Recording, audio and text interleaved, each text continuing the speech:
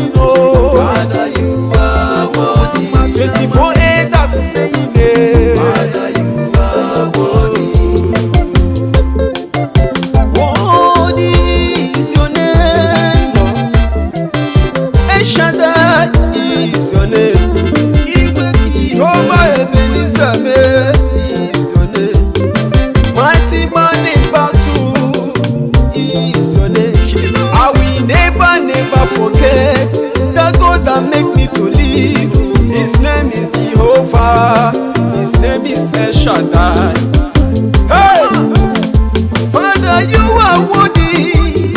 I join the 24 elders, bow down my head, worship you, Ancient of Days, give you all the praise. You are worthy, Lord. Father, you are worthy. Oh, Father, you are worthy. You are worthy to be praised. Father, you are worthy.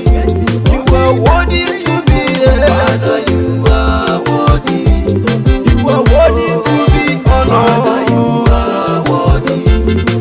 Original God, Father, you are worthy.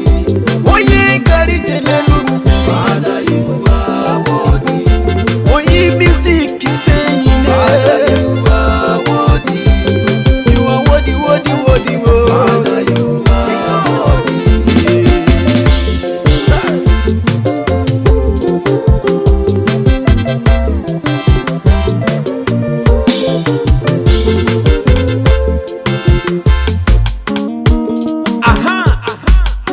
Onye, let's go. Hey, ebube. Umunne mangba ya o. Ambia bia ho ma Chineke mebu no karele o. Choki kemeka o. Choki kemeka o.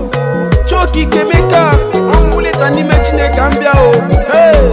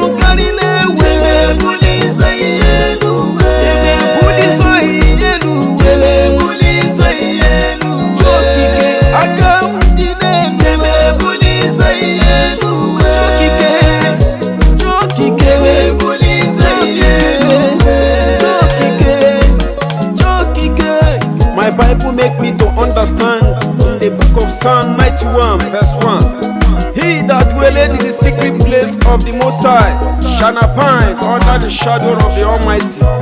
I will say of the Lord, He is my refuge and my fortress. My God, in Him will I trust.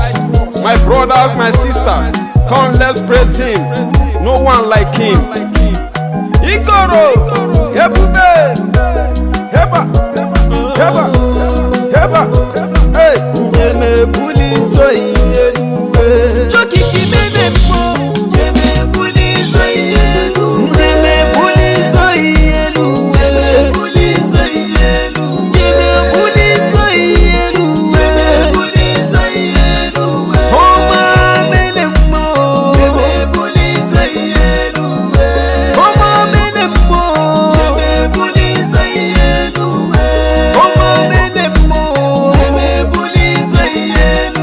Ikwera nubiya maina we buli so iye. Oma mene mo, Onyeme buli so iye. Choti ke meka we, Onyeme buli so iye. Oma mene mo, Onyeme buli so iye. Onyeme buli so iye.